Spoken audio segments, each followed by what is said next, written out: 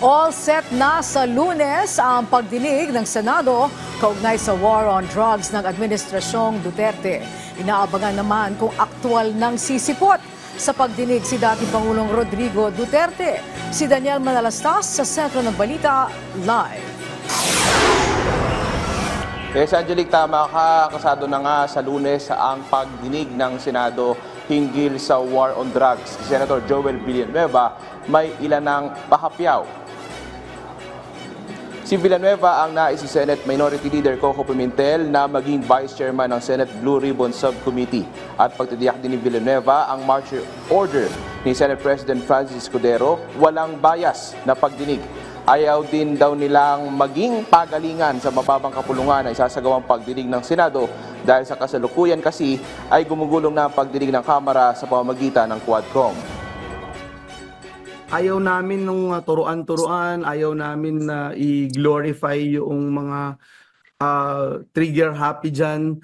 And when I say trigger happy, hindi yung ibig sabihin trigger happy per se, but yung trigger happy na kailangan merong madiin, merong kailangang i-contempt, etc. Diba? So, ang tayo lang kung ano yung makita natin sa ebidensya, ano yung makita natin na nangyari talaga.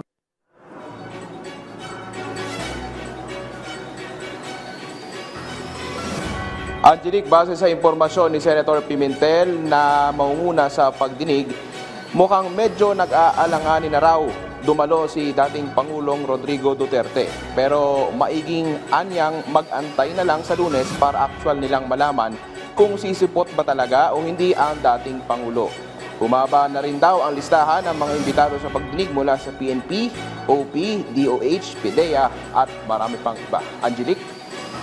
Okay, so abangan natin yan sa Lunes. Ano ba ang deadline para malaman kung darating o hindi? That very same day? Pwede pa yon?